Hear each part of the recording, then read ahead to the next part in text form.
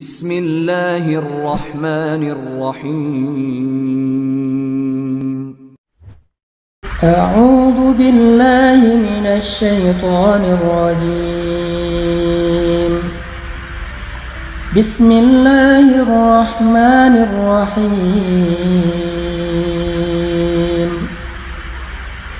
والفجر وليال عشر والشفع والوتر والليل إذا يسر هل في ذلك قسم لذي حجر ألم تر كيف فعل ربك بعاد إرم ذات العماد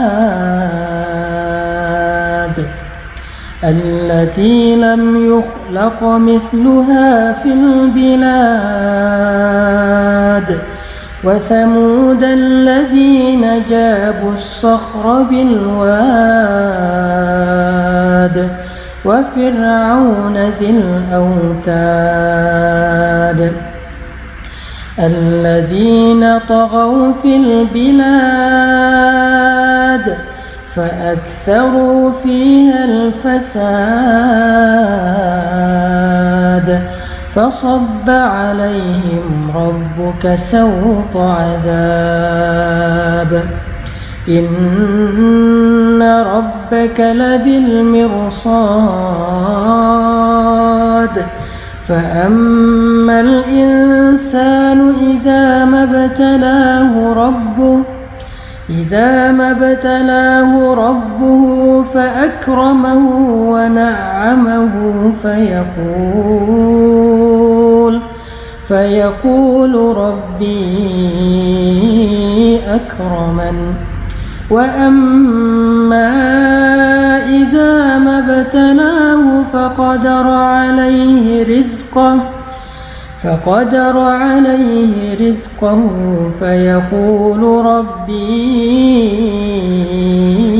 أهانن كلا بل لا تكرمون اليتيم ولا تحاضون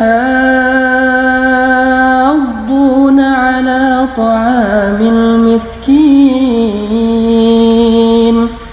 وتأكلون التراث أكلا لما وتحبون المال حبا جما كلا إذا دكت الأرض دكا دكا وجاء ربك والملك صفا صفا وجيء يومئذ بجهنم يومئذ يتذكر الإنسان وأنى له الذكرى يقول يا ليتني قدمت لحياتي فيومئذ لا يعذب عذابه أحد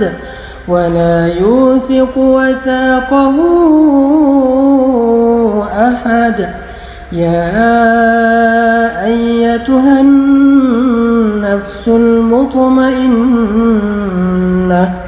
ارجعي إلى ربك راضية مرضية فادخلي في عبادي وادخلي جنتي. Sadaqallahul azim. Kalau kita perhatikan surat Al-Fajr ini termasuk salah satu surat di antara surat-surat yang dibuka dengan sumpah.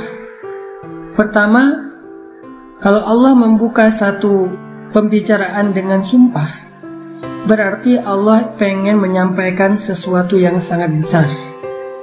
Berarti Allah pengen menyampaikan sebuah berita yang sangat penting sampai Allah bersumpah. Dan kita pun kayak gitu kan. Kalau kita pengen meyakinkan orang yang kita ajak ngobrol, biasanya kita bersumpah. Minimal kita bilang, sumpah gue gak bohong, sumpah ini beneran, sumpah itu lucu banget, sumpah itu aneh banget. Sumpah itu apa misalnya? Jadi kita selalu menegaskan maksud kita itu dengan bersumpah. Alasan yang kedua, Allah biasanya ketika bersumpah di dalam Al-Quran, Allah pengen menyampaikan bahwa benda atau objek yang Allah jadikan sebagai sumpah itu adalah sesuatu objek yang sangat agung, objek yang sangat penting, objek yang sangat istimewa atau besar. Jadi kita bisa fokus kepada dua hal. Pertama kepada sumpahnya, kedua kepada berita setelah sumpah tersebut. Nah, kalau kita melihat di dalam surat Al-Fajr, Allah bersumpah salah satunya di ayat kedua dengan kalimat walayalin ashar, dan demi malam-malam yang 10. Demi malam-malam yang 10. Apa maksud dari malam-malam yang 10 ini? Maksudnya, kata para ulama tafsir, malam yang 10 ini adalah malam 10 pertama dari bulan Zulhijjah. Nah, dalam 10 malam pertama bulan Zulhijjah ini, Allah gunakan sebagai waktu untuk Allah bersumpah dengannya. Kenapa? Menunjukkan bahwa 10 malam pertama dari bulan Zulhijjah ini adalah malam-malam yang sangat istimewa. Kalau di bulan Ramadan, malam istimewanya Allah letakkan di akhir, yaitu malam-malam yang di dalamnya ada Lailatul Qadar. Maka kalau di bulan Zulhijjah, malam istimewanya Allah letakkan di awal. Ini nih belajar tentang apa ya, maksud Allah. Apa sih maksud Allah gitu? Kalau di bulan Ramadan, Allah letakkan malam istimewa 10 malam terakhir. Kalau bulan Zulhijjah, Allah letakkan malam istimewa 10 malam pertama. Artinya, siapa yang beribadah dan beramal solih di hari 10 pertama bulan Zulhijjah, maka dia menjadi hamba Allah yang istimewa, seperti 10 hari dan malam itu adalah waktu yang istimewa di sisi Allah Subhanahu wa Ta'ala. Saking istimewanya waktu tersebut, sampai Allah bersumpah walayalin ashar, demi malam-malam yang 10. Jadi kalau kita pengen jadi hamba yang istimewa di sisi Allah, carilah waktu-waktu, kesempatan-kesempatan yang Allah sediakan secara istimewa bagi kita. Barulah kita menjadi hamba yang istimewa. Karena gak semua orang mampu beribadah dan beramal solih di waktu-waktu tersebut. Banyak yang lalai. Hal ata alal insan hinum minad dahri, bukankah manusia itu melewati waktu-waktu yang panjang dalam hidupnya, sementara mereka dalam keadaan ghaflah, dalam keadaan lalai? Itulah kebanyakan manusia. Kondisi sebagian besar manusia itu dalam keadaan fi ghaflatin, dalam keadaan lalai, kata Allah. Gak semua orang mampu memanfaatkan waktu-waktu istimewa ini dengan amal soleh dan amal-amal yang istimewa. Sehingga jadilah salah satu dari sedikit orang itu. Jadilah salah satu dari yang sedikit itu. Gak semua orang mau beriktikaf di 10 malam terakhir Ramadan. Gak semua orang mau berpuasa beramal soleh di 10 hari pertama Zulhijjah. Gak semua orang mampu berkurban pada tanggal 10 Zulhijjah dan seterusnya. Jadi keistimewaan yang Allah sediakan ini memang nyatanya gak banyak orang yang mengambilnya. Maka jadilah orang yang sedikit itu, maka tuba lil ghuraba, maka beruntunglah orang-orang yang sedikit ataupun yang asing itu. Coba teman-teman kita renungkan ya. Ini nih untuk menjawab pertanyaan, kenapa sih kita harus jadi orang yang istimewa di sisi Allah? Coba teman-teman renungkan kisah ketika Nabi menceraikan Hafsah radhiyallahu anha, istri Nabi, yaitu anaknya Umar bin Khattab. Coba teman-teman renungkan ketika Nabi menceraikan Hafsah. Terjadi sesuatu di rumah tangga Nabi antara Nabi dengan Hafsah, sehingga akhirnya Nabi menceraikan Hafsah radhiyallahu anha. Pulanglah Hafsah ke rumah ayahnya, yaitu Umar bin Khattab. Gak lama berselang, Allah mengutus Jibril, kemudian Allah mengatakan kepada Jibril, "Wahai Jibril, suruh Muhammad untuk merujuk istrinya." Sehingga akhirnya Jibril datang menemui Nabi dan mengatakan, "Ya Rasulullah, rujuklah Hafsah. Rujuklah Hafsah.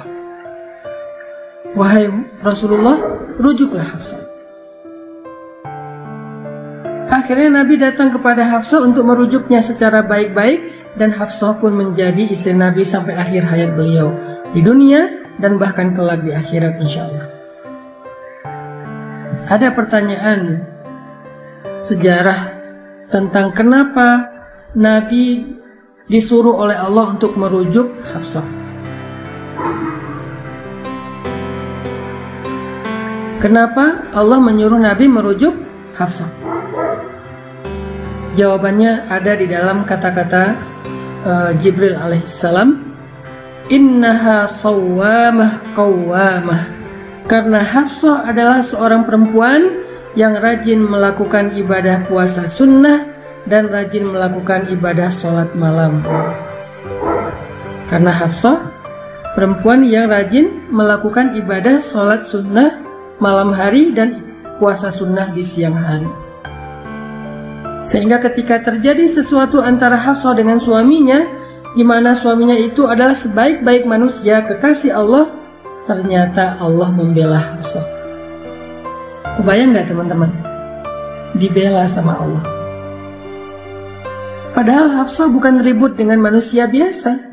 Hafsah bukan ribut dengan suami yang kejam, suami yang jahat, suami yang kasar, suami yang sombong, suami yang apa, bukan. Hafsah itu ribut dengan suami yang paling soleh di muka bumi, suami yang paling dicintai Allah di antara hamba-hambanya, kekasih Allah. Ribut dengan Rasulullah SAW yang menceraikannya bukan suami biasa, Rasulullah, orang paling sempurna. Tapi Allah membela Hafsah. Tahu kenapa? Innaha sawwamah qawwamah.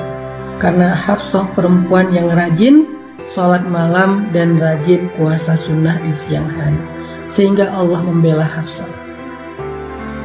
Jadi kalau kita pengen dibela sama Allah di antara manusia, jadilah seseorang yang istimewa di sisi Allah seperti Hafsah. Dan untuk menjadi orang yang istimewa di sisi Allah itu, manfaatkanlah waktu-waktu istimewa yang sudah Allah sediakan bagi kita. Salah satunya adalah walayalin ashar, malam-malam 10 dari bulan Zulhijjah yang sekarang kita sedang berada di dalamnya.